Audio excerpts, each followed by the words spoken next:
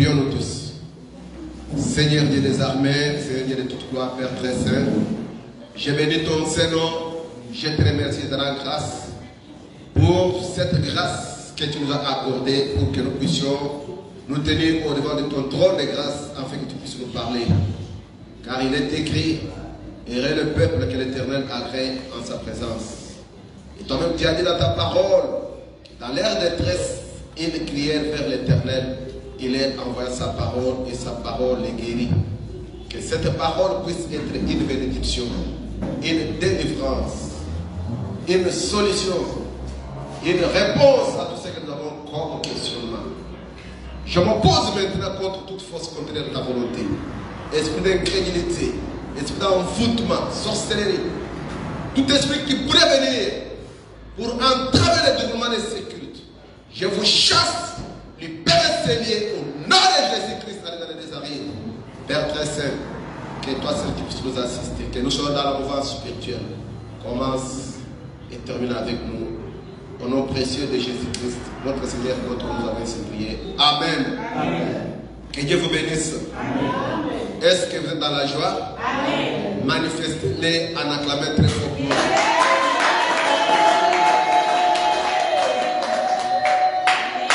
Amen.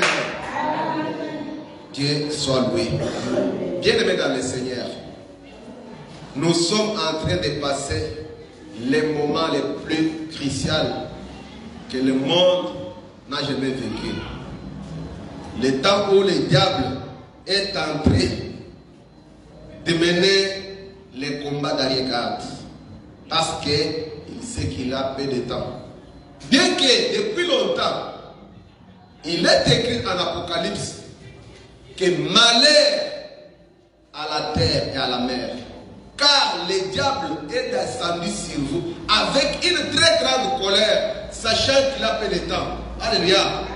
Oui, comme nous l'avons dit la fois passée, que Satan ne sera pas condamné. Mais il a été déjà condamné. Son sort est déjà connu que Satan ira dans la perdition, dans l'enfer. La Bible dit que là où il y a des plaies et des crainsements dedans, dans les feux éternels, c'est pourquoi il ne voudrait pas y aller seul. Bien aimé, nous continuons toujours avec notre enseignement sur Akan. Nous avons dit que Akan était le porte-malheur d'Israël. À cause d'Akan, Israël a perdu dans les combats. À cause d'Akan, Israël a eu des morts. Mais il fallait ôter Akan du milieu du peuple pour qu'Israël reprenne avec ses victoires. C'est ainsi que nous avons vu que Akan, qui est entré à la base du malheur d'Israël, ça peut être toi. Ça peut être quelque chose que tu avais commis. C'est ainsi que nous avons vu que les malheurs de l'homme peuvent provenir de son attitude et qu'aujourd'hui, il est en train de récolter les conséquences de ce qu'il a semé. Car il est écrit, on ne se moque pas de Dieu. Ce que l'homme aura semé, il le moissonnera. Alléluia. Amen. Nous avons pu voir que les malheurs de l'homme peuvent aussi provenir des malédictions et des liens. À cause de la famille où tu es né, à cause des actes, des pactes, à cause des incantations, des cérémonies qui ont été faites par tes ancêtres, tes parents, aujourd'hui, tu es en train de subir les conséquences. Peut-être à cause des liens, c'est peut-être des liens de noms, liens de paroles, toi-même tu es lié par tes propres paroles, tu t'es lié par tes engagements. Mais la Bible dit ceci, Jésus-Christ, il est venu libérer tous ceux qui étaient tout le temps de leur vie dans la servitude. Ils étaient maintenus dans la servitude par la crainte de la mort. Alléluia. C'est pourquoi ce jour-là à la croix, Christ avait déclaré solennellement, tout est accompli. C'est-à-dire qu'il avait payé. Puisqu'il est écrit que le salaire du péché, c'est la mort. Amen. Amen. Christ, lui qui n'avait pas péché, il avait accepté de mourir à ta place pour que toi, tu puisses aujourd'hui vaincre, que tu puisses avoir la victoire. Nous avons pu voir que les malheurs de l'homme, ça peut aussi provenir par des possessions démoniaques. Alléluia. Amen. Nous avons dit que le diable, il est toujours imitateur. Comme notre Dieu dit, je frappe à la porte de ton cœur. Si tu entends ma voix, ouvre que je vienne et que je puisse souper avec toi. Dieu demande ta volonté. Que tu puisses l'accepter de venir demeurer avec toi. Mais le diable, lui, il s'empare des hommes. Il s'empare des esprits de l'homme. Il les possède. Et lorsqu'un esprit mauvais possède une personne, c'est pour l'entraîner à mourir loin de Dieu. Alléluia. La fois dernière, nous avons vu l'esprit des femmes et mari de nuit. Et nous avons vu les choses néfastes que ces esprits causent dans la vie des gens. Alléluia. Nous ne pouvons pas encore revenir sur tout ce que nous avions déjà dit. Nous avons nos prédications en ligne sur Facebook. Si vous allez là, vous pouvez aussi les trouver. Que Dieu vous bénisse. Bien-aimés dans le Seigneur, que ce soit vous qui êtes ici ou ceux qui nous suivent en ligne, Jésus-Christ, la Bible dit ceci, le Fils de Dieu a apparu en fait de détruire les œuvres du diable. Alléluia. C'est pourquoi nous ne pouvons pas désespérer. Que ce soit la possession, que ce soit ce que le diable a déjà fait dans ta vie, Christ avait déjà payé le prix. Aujourd'hui, nous voudrions aussi voir quelque chose sur l'esprit de la sorcellerie. Alléluia. Bien-aimés dans le Seigneur, qu'est-ce que la sorcellerie? La sorcellerie, c'est une puissance démoniaque pour nuire aux autres. Et la sorcellerie est à la base de la souffrance de plusieurs personnes dans le monde aujourd'hui. Alléluia. Non. Beaucoup de gens souffrent aujourd'hui à cause de la sorcellerie. C'est un esprit qui détruit beaucoup de familles, qui détruit beaucoup de sociétés, beaucoup de communautés. Puisque dans la sorcellerie, il y a la haine, il y a la jalousie, il y a la calomnie. C'est pourquoi vous devez connaître ces choses.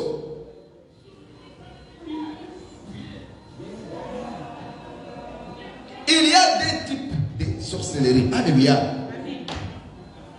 Il y a la sorcellerie consciente et la sorcellerie inconsciente. C'est-à-dire que celui qui est sorcier, il est conscient lui-même qu'il est sorcier. Alléluia. Nous allons voir les choses qui s'opèrent dans la sorcellerie.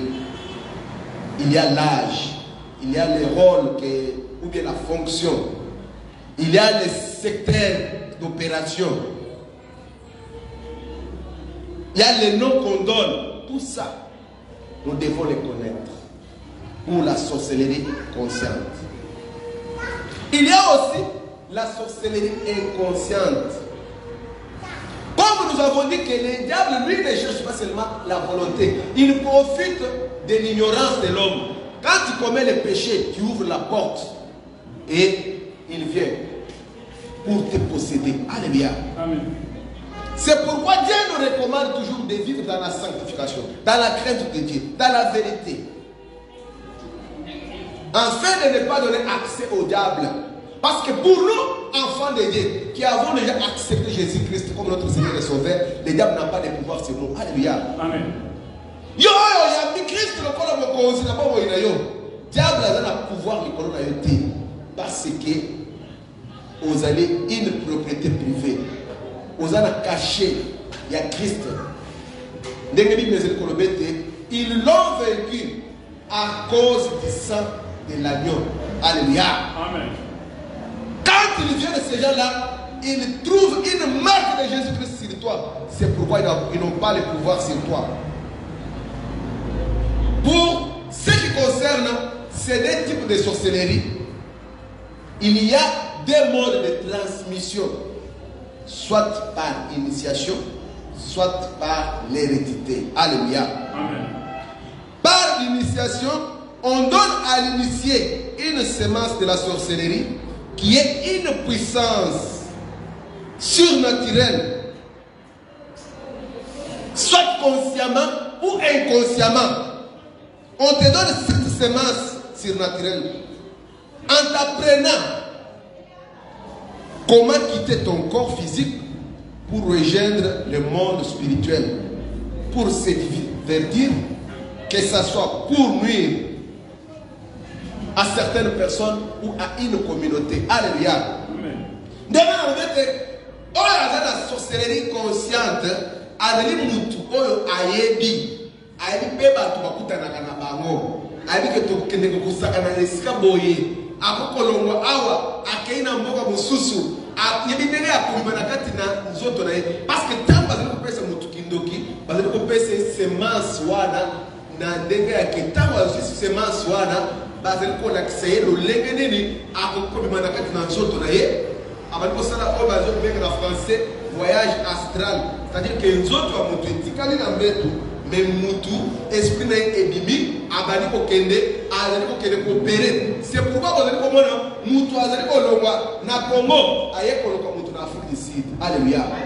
Mutu azolo na Congo ake ko longwa mutu na Amérique. Ndezo mona batu mususu bazo ko sababu ke pona ko bega na milimo zwa mai oyo na base oyo tia na porte pour milimo ko te. Milimo bazo katisa ba océan Pacifique, océan Atlantique, la mer Méditerranée. Comment écolo à Maïwana n'est pas Kobanga. Alléluia. Non. Les choses spirituelles, ça s'est fait aussi spirituellement. Alléluia. Amen. La guérison d'une maladie spirituelle, c'est toujours d'une façon spirituelle. Vous avez la maladie, vous avez spirituelle, ok, na minganga, ok, et le côté. Mais au nom de Jésus-Christ, toute puissance démoniaque et Kobima, puisque Christ a l'onga qui Satan a écolossé. Alléluia. La sorcellerie consciente, Moutouana a yebi ke tokutana kana basongolo. Tawa le kokutana monde wana ba ko pese le lengene na ko ba ko communiquer na batu mususu. Ya ko ba ko solo na batu mususu. Ba ko pese na kombo. Age pe ba ko pese ko za na muke ya 2 mois. Ba pese na age ya 20 ans. Alléluia. Zame na biso azolo ko. Zame na biso apa na boko na monde. Bena katina sorcellerie. La sorcellerie est dans le domaine moko oyo qui nous met à makasi puisque la sorcellerie c'est le baptême à la raté. Alléluia. À cause de la moindre il y a 1 mois va passer moi. Il va passer novembre.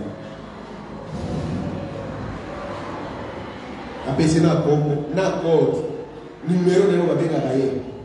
C'est pourquoi nous tous sommes dans la sorcellerie est dans la maladie oyo. Alléluia. N'est pas malade est guéri. Sorcellerie aussi peut être guéri. La délivrance peut s'obtenir au nom de Jésus-Christ. Amen. Pourvu que nous doit la faire la terre, pourvu que nous doit animer. Tout ce que nous avons besoin de faire, à all bête le monde sur le nez, mais à zone distraire, à la bonne volonté, comme manakati na kindoki. Alléluia. Mais quand quelqu'un vient, à lui qui nous a déçu à côté.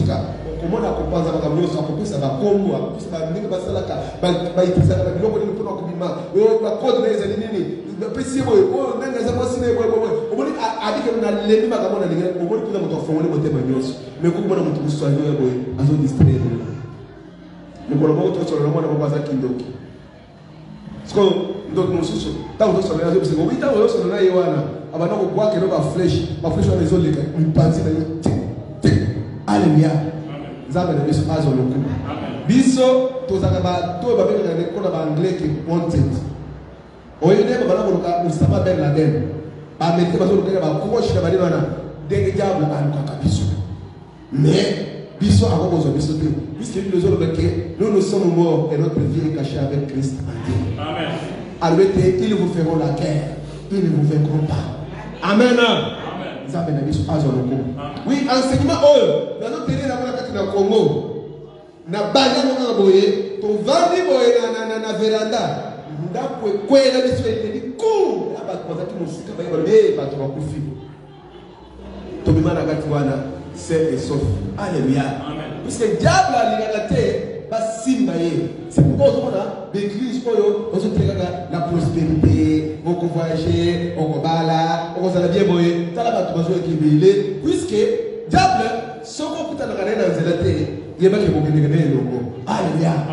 Mais ce qu'on a là, c'est-à-dire que vous avez un sens opposé. Mais ce que vous trouvez là, c'est un sens beaucoup. Beaucoup de gens ce qu'on a déjà l'émotion, à la l'émotion. Ce qu'on a la cime, à la cime. Mais ce que vous avez un sens complet, il y a beaucoup de gens qui vous avez mis sur Azor. Vous avez mis sur Papa. Bien aimé dans le Seigneur, Kindoki, quand on a solité, et ce qu'on dit bien, et bien, personne qui Kindoki, basé sur Oyo, botama na étoile. Puisque tant qu'on a botama, azakana étoile. Alors tant que vous avez Kindoki, vous avez ça va être mis soit de la spirituelle. Vous avez que tant que vous avez initié mon tour, bazali ko conseiller makambo ba PCP misu abana ko mona makambo abonimo. Alléluia. Amen. Nzambe na biso azalo ko. Nzambe na biso apambola yo. Wana toko kotanga mona no na kati na mukanda na Genèse je crois 3. Genèse 3.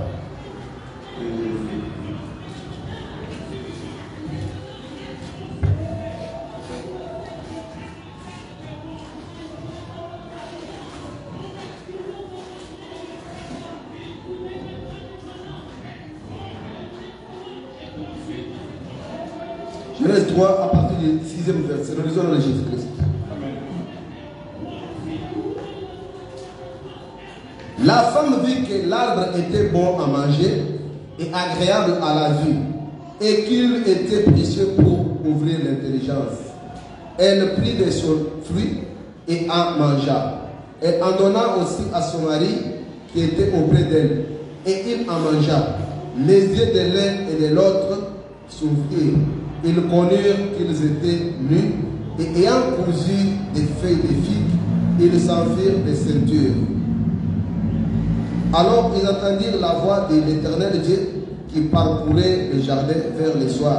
Et l'homme et sa femme se cachèrent loin de la face de l'Éternel, Dieu au milieu des arbres du jardin. Mais l'Éternel Dieu appela l'homme et lui dit, où es-tu? Il répondit, j'ai entendu ta voix dans le jardin et j'ai eu peur parce que je suis nu et je me suis caché. L'Éternel Dieu dit, qui t'a appris que tu es nu? Est-ce que tu as mangé de l'arbre dont je t'avais défendu de manger? Alléluia. C'est-à-dire que Moutou, Azaleki wana, Adomi Bateke, Azabulungu. Azaleki na mission en autres. Tawa lié, qui ne doque pas dans Satan. Mission Fongo, Afimi Sambulu, Ateke, Azabulungu. Alléluia. Tawa Zom se savait que Azabulungu, Zabé, c'est que n'a pas à ceux qui nous ont c'est qu'on lié. Amen. Amen.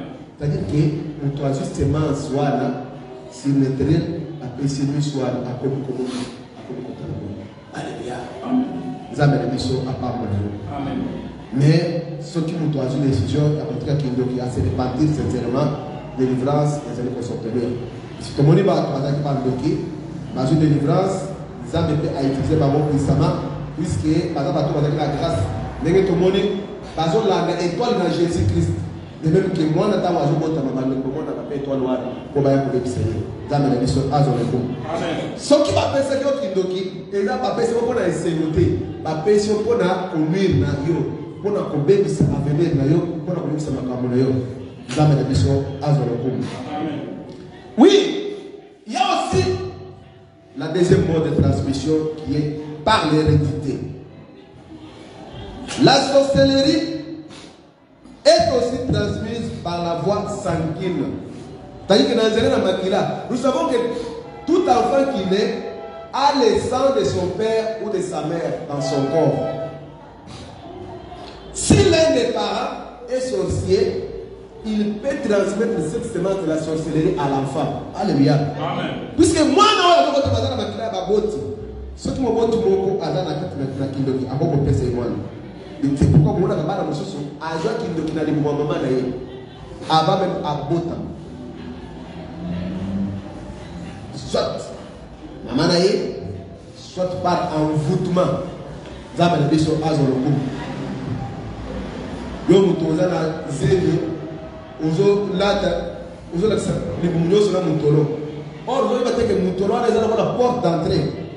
On va envoûter, on va envoûter pour moi dans la Zame de biso azolokum. Amen. wana par hérédité ezali na nzela la makila nde muto akope kozwa kindoki na nzela na makila wana tango tokoya kotala na katikati tokoya komona mpe bato oyo bazali kobotama na baligne ya bachef coutumier donc bazalaka na sorcellerie ya héritage puisque bachef coutumier mpo baintronize bango bazalaka na bacérémonie moko boye oyo bakendeke na bango na zamba bafongoli ye miso alors bato oyo nyonso babotamaka na batribu ou bien clan ya chef coutumier babengaka bango baprince héritier mpe baprincesse c'est-à-dire bazala makila wana c'est-à-dire que donc semence wana ya kindoki mutu wana akoki kobanda kozala nango na kati na nzoto na ye akoki mpe kozala conscient tout comme akoki kozala mpe na sorcellerie wana inconsciente. Alléluia. Maintenant, qu'est-ce que la sorcellerie consciente? Tolobaki yango awa ok. Sorcellerie consciente ezali ntango mutu azali komiyeba ki azondima na nzoto na ye boye asali ba voyage astral akoko kende na monde spirituel oko se retrouver na ba camarade na ba collègue oko kende na France oko kende na États-Unis stoyebi ba bayaka na village moko eza pembe na village na biso ba to bauti na États-Unis ba ko tala mutu moko boye avion moko evanda na aéroport bambola na bambola avion wana etambola te. Alléluia. Mais mutu wana akei abongisa avion wana atiki na adresse na ye ntango bato wana bayeti bakomi na place wana balakisi bango bizolokana toyoko moto oyo bakende boye bakuti koko moko boye azokosola na moto atali balobi akendeki na ndenge ya kindoki abini ingénieur abini technicien abongisi avion wana atikeli bango na adresse ntango baye boye bakuti bakambo balobi sorcellerie ya bandoa ndenge eza boye nzambe na biso azwa lokumu. C'est que dans la sorcellerie, dans la capacité à connaître, c'est-à-dire que ça la mabe, qu'on maudit, qu'on bébé c'est de l'eau. C'est-à-dire que quand on a dit que on a la sorcellerie consciente, à qu'on kende, qu'on loca, qu'on crée un accident, qu'on va dans l'hôpital, qu'on boit dans la maladie, qu'on s'arrête, qu'on boit, qu'on boit dans la mboka songolo, qu'on boit dans la calamité, qu'on boit dans la mboka, la sécheresse, dans la capacité à connaître la makambouana. Là, il le sait consciemment que toujours que nous sommes dans le na batuboye na batuboye zabe na biso azo lokumu zabe na biso apamo yo bena kati na kindoki conscient bazali kokutana bazali kosala ba fête bazali kolia ba misuni ya batu komela ba makila wana eza muto yo conscient boye soko azo leka bien sûr dans l'église n'est tout ça boye ne tout ça boye azo saka to pasteur on dirait pas dans kindoki na ngi makambo oyo. Alléluia. Nzambe na biso azo lokumu mais biso tozoyeba makambo oyo na koteya bateli biso na kosolo na bandoki na bacure d'âme mpe na kotanga mpe na koyoka bato mosusu. Alléluia. mais mutu oyo aza na kati na kindoki akobaki no makambo oyo balobi wana eza ya solo. Nzambe na biso azo lokumu nzambe na biso apambola yo tokokende kotanga na kati na mokanda 2 Rois chapitre 6 26e à 29e verset. Nous lisons au nom de Jésus-Christ. Et comme le roi passait sur la muraille, une femme lui criait: sauve-moi, ô roi mon Seigneur. Il répondit: si l'Éternel ne te sauve pas, avec quoi te sauverai-je? Avec les produits de l'air ou du pressoir? Et le roi lui dit: qu'as-tu? Elle répondit: cette femme-là m'a dit, donne ton fils, nous le mangerons aujourd'hui. Et demain, nous mangerons mon fils. Nous avons fait cuire mon fils et nous l'avons mangé. Et le jour suivant, je lui ai dit, donne ton fils et nous le mangerons. Mais elle a caché son fils. Lorsque le roi entendit les paroles de cette femme, il déchira ses vêtements en passant sur la muraille et le peuple vit qu'il avait en dedans un sac sur son corps. Alléluia. Amen.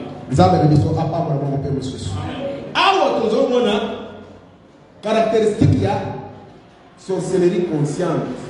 C'est-à-dire que basi bibale basali likelema ya kolia batu. Alléluia. Oui, na kati na kidogo basala makeleme.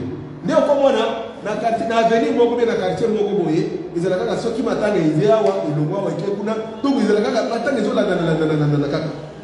Ça tu vas me soumettre là, à ça lié pour toi battre. Bah comme il faut senga, tant que ce qu'il y a comme il faut que ça va.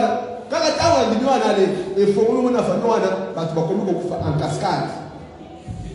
Bah soit là le kanaki, bah ça le link les bah poli à barre na bango.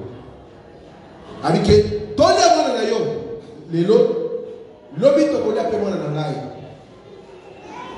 Bah kayi mona ba kati balé. Ce qu'on est comme que bah on y a abomi. Moi soit na ke connaît pas mon cause. Mon cause. Dans le camboy. To kana kina moi soit na to lia bana na biso to bali na mwana na ngai. Tango ekupo to lia oya ye akuko boya. Amen.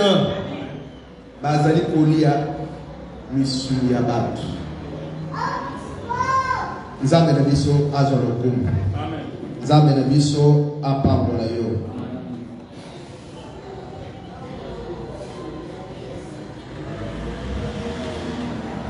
Christ ayaki pour atteindre la colonne centrale na diable.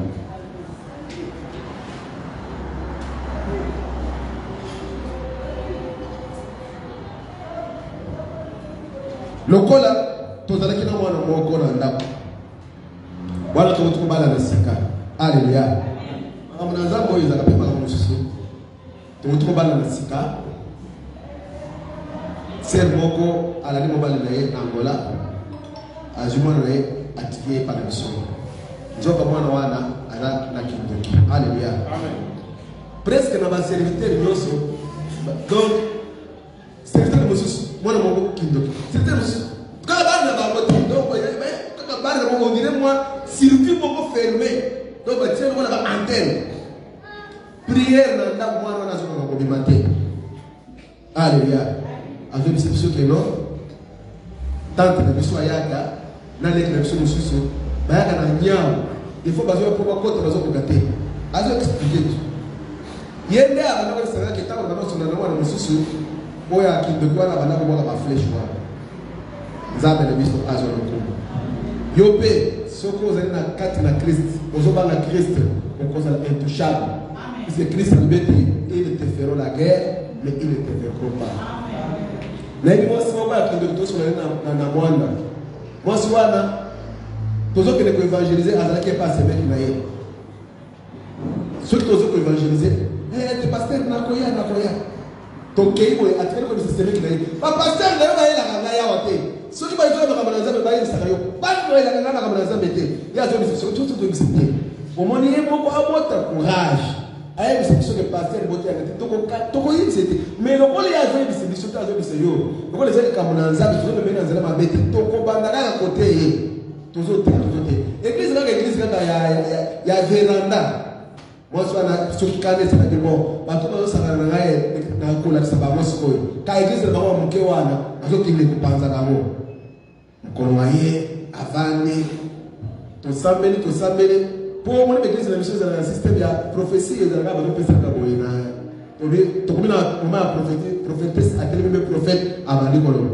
prophétesse a télé encore abata mo ba sans même madame abidamo na moni mama oyo azo kota na moni ana maseke na moni boye tala boye azana esprit de sorcellerie ba ce que tu vas nous sonner d'ailleurs azo bisaka de pasteur voilà dans 6 97 avant af de la côte na mwana azo na kindo kiango mais tu me vers ce qui a blé ana bisite maman problème à Kindoki, vous avez Kindoki consciente, non inconsciente. Mais yo moko, on a prophète à bon moyen. Prophétie à quoi bima?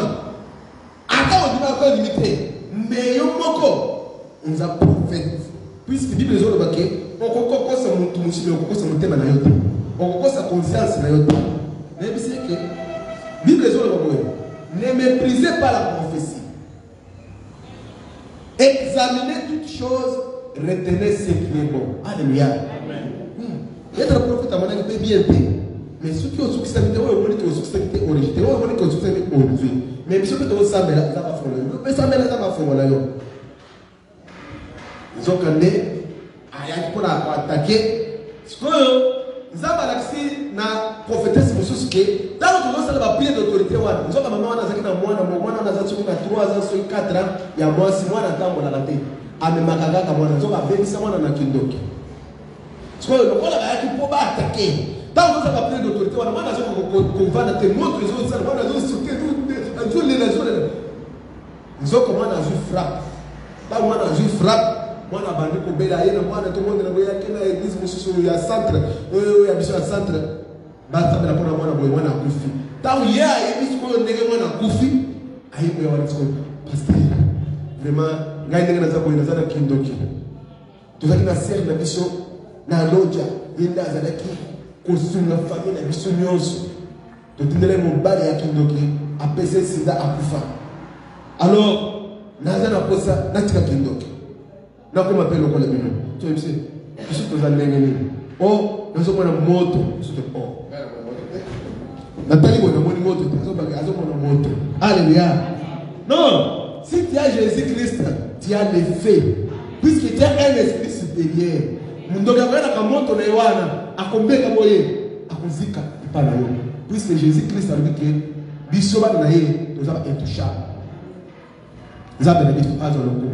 C'est pourquoi il y a Satan dans le Job que on peut aussi manger ton mais molimo na ye on aussi mater.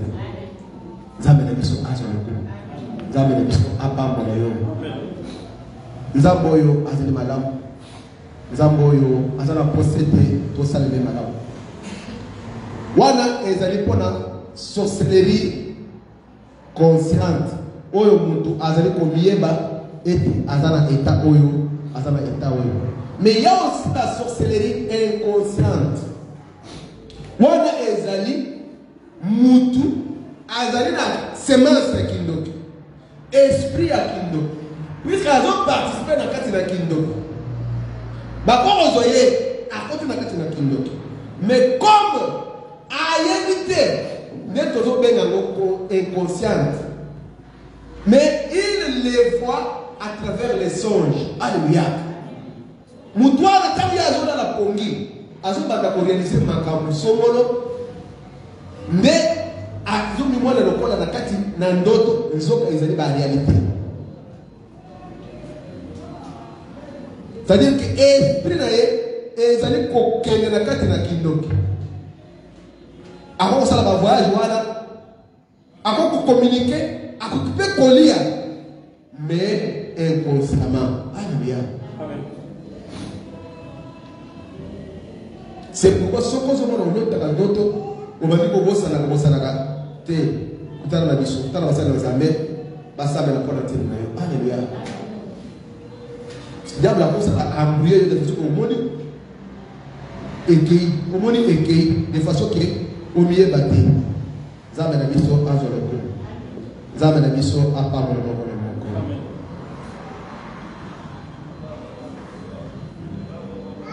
Pasteur Moba Sali Tebela Jolbi Kiza na mama moko. Azo lota moni mama na azo singa tonga. Mama na azo tumisa azo singa tonga. Azo boya ayeko pese tonga. Apesi tonga boye. Na tonga mwana bandi ko bela. Bela te ba mwana kufi.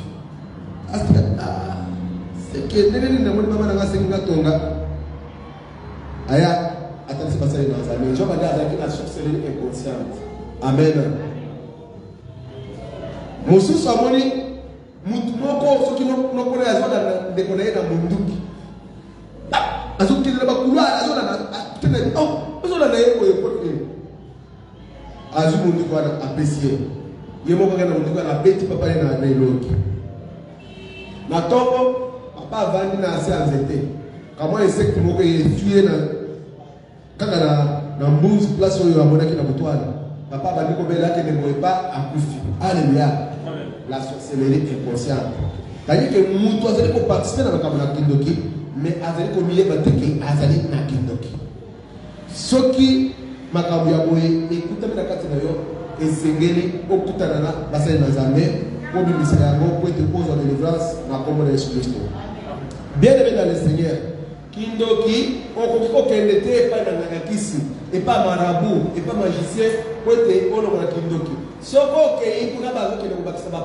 Alléluia. La sorcellerie, la délivrance de la sorcellerie ne se tient qu'au nom de Jésus-Christ.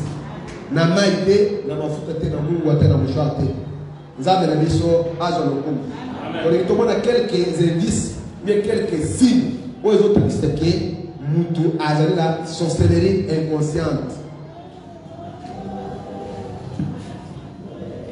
puisque indice ezali bilembo aux autres que eloko songolo ezali ndenge bato bazokende bazoluka badétective bazoluka mpe ata moto abomi mpe bazoluka ata moto ayibi bakomona bilembo songolo ozolakisa ke non trace ya eloko tozoluka ezali na esika oyo alleluya alors eza na basigne oyo mpe baindice oyo soki okutami na kati na yango ezali malamu osolola na basali na nzambe oleka na repentance oleka na cure d'âme nzambe na biso azwa lokumu soki ozali komona na kati na butu na bandoto na yo mingi souvent oliaka ozomela yeba ke ezali signe ya sorcellerie inconsciente soki ozali komona olenge wana na butu na moyo komi na constipation des fois ba nausée ou bien soki na bandoto na omonaka mingi ozomikuta na bafete na baambiance moko boye na baconcert bozobina yeba ke ezali basigne ya sorcellerie alleluya ozomimona souvent bolumbu puisque la nudité na ndoto ezali kolakisa état ya moto peut-être c'est l'esprit de publicité ou bien c'est l'esprit de la sorcellerie alleluya soki bandoto ya bongo ezali koya kozongela yo yeba ke ezali bilembo oyo ya sorcellerie inconsciente soki omonaka na bandoto na yo ozali kosala le voyage astral eli kozomona ozokumbwaka ozali kolwana ozotepatepa obi forme ndenge nini ozotepatepa ozotambola likolo olikola banzete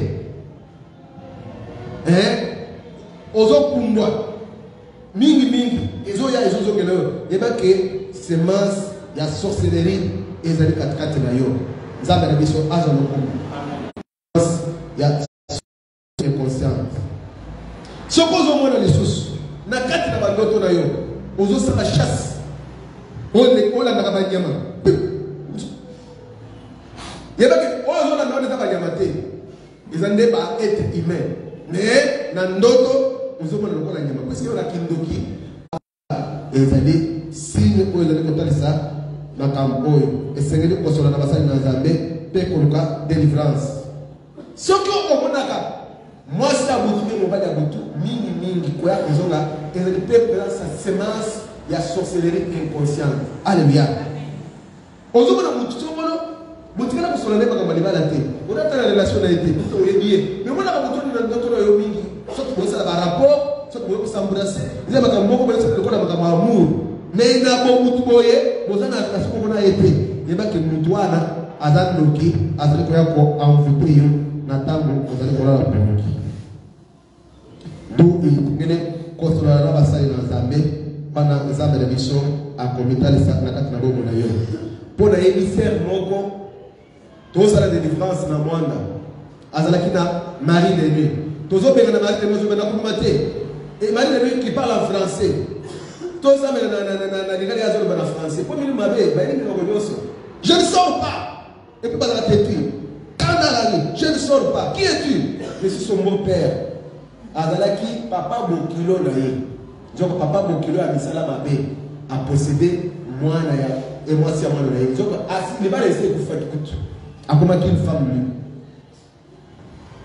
bayaki na église nzoka nde papa bokilo akotele na libala emebaki nzambe na biso azwa lokumu na Congo na bipo tosala délivrance ser moko azalaki mpe na esprit de femme et de mari de nuit tozobengana azolobaki naza noko na ye epuis noko na ye wana azoloba wana toyebi mpe ye apesi na komona ye puisque ntango moto aza na esprit oyo la femme de nuit okobengana ya un esprit humain qui parle Esprit oh ya muto azolo bawana, c'est-à-dire que muto na associé, il a procédé.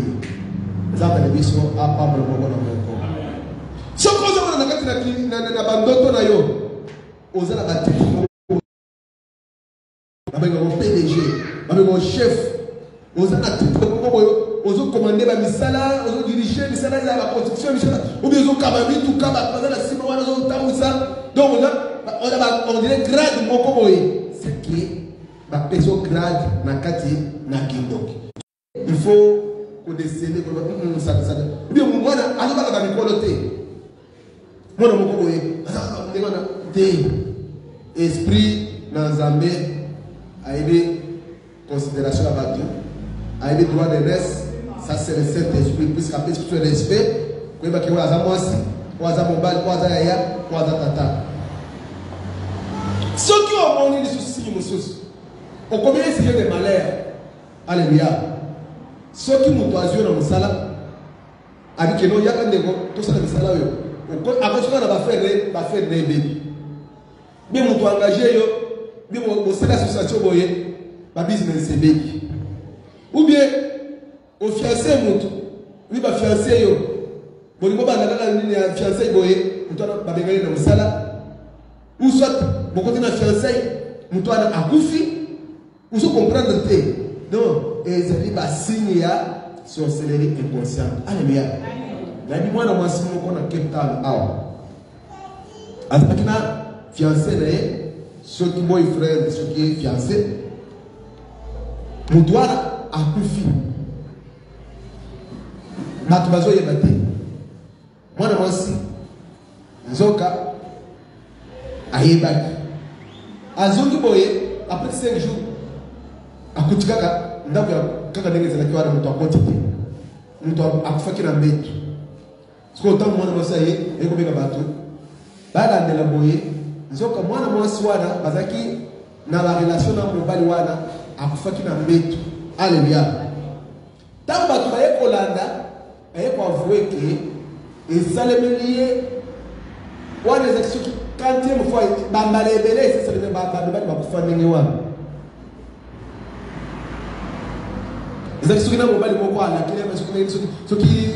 donc, on posséder des esprits à comme Koboma dans mes bails, puisqu'ils ont jaloux pour être pas dans notre société. Alléluia. Ce qui m'a cambié à boyer, ils allaient comme les yo, na kati na bomo na yo, yebaki. Ezali ba signe ya présence ya sémence ya sorcellerie inconsciente. Ezali pena makambo mosusu manque d'inspiration. Moi na ngala azalaki mayele. Bien moko azalaki mayele. Omona kana na moment moko boye mayele sim. C'est qu'il y a quelque chose qui ne cloche pas. C'est pourquoi les parents vont tirer attention à la Bible. Alléluia. Vous savez que nous avons très intelligent. Nous avons un pas la sorcellerie. Alors, quand on a passé dans un mec sur le bango, bas sur le naïe, paix, bas ça me l'a pas naturellement. Moussous pénali, les cauchemars. C'est-à-dire que oh là la carabandoto na yo ozo mona ka bandoto ya mabe ozo kina ba ngomba mona ba mai ozo sokola donc ozo mona ka biloko moko ya ndenge wana bandoto ya mabe ozo na biloko moko boy compliqué bandoto wana eyaka ezongala te ozo na wenzi ozo teka misuni oteka bataba oteka bangombe mabata ozo se retrouver na concert biloko wana ezali ba signe ezotalisa pe la sorcellerie inconsciente.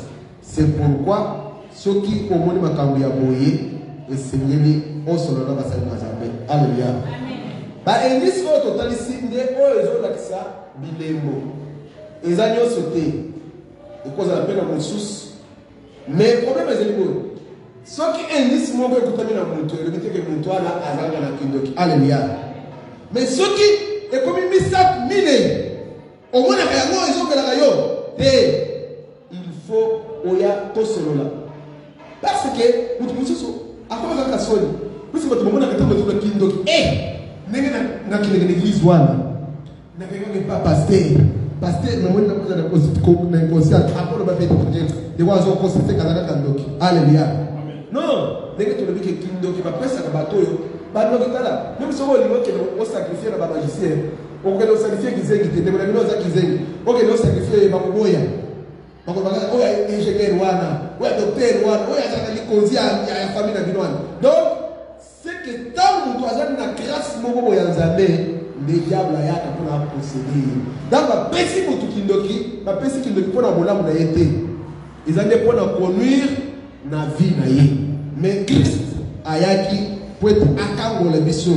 Christ ayaki pour être libre. Si le Fils vous a franchi, vous serez réellement libre.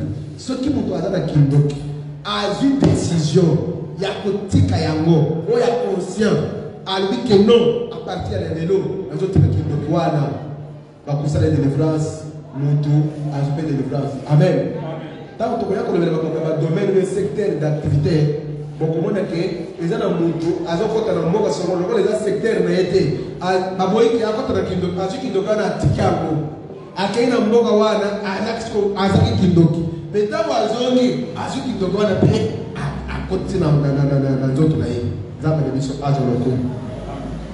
Pona lelo na kanisa tokomi awa. Pourquoi puisque ezana ba soko na boye église wana soki na keboye ba ko lokota ngai. Azuki ndoto wana tika kwa ignorance ete aya koti meta wazongi anata ngoni susu amen wana ndema kaongoza na kati na kindoki mais Christ ayaki pona kokango la mission pour tous aller libre pona kosala na ye ndenge to mona ki mokolo wana ke na kati na boumbu mutu aboko sala na Nzambe te amen puisque Nzambe alisaki na Abraham ete si mana kokango la bana na yo bakosala ngani kolonoso na bomo ina ngai na kotango na liboso na ngai dans la crainte,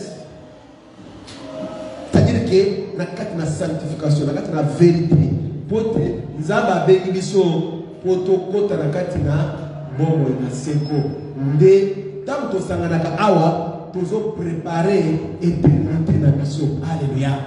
Nzamba na biso azwa lokumu ndeko mwasi ndeko mobali oyokili lobala Nzambe Nzamba lobeli yo oui peut-être que la sorcellerie est consciente aux hommes battus okende wale para Nzambe peut-être la partie na poko fongwala ki diable yaki pona kokota pona tina kwa kodonne likolo na yo mais la Christ ya za disposé pona kokango na yo ezala yo ndeko zali pona na biso musika ezala wale na biso ata na Facebook oui to yete Christ ayaki pona ko libérer les captifs azana pesa au fond la motema na yo pote o déclarer yemoko azana makoki ya kokango na yo to mone lisonoso na kombo na Yesu Kristo Nzambe na komiso poto zele malamu na netele mone na kombo na ko Yesu yo na zele misuni ezala tena tabo na pasi yo na zele Nzambe olinga biso ya motema yo olobete na kati na pasi na bango bakanga ke pai na yawe ya watinda ki bango le bapena ba isikoni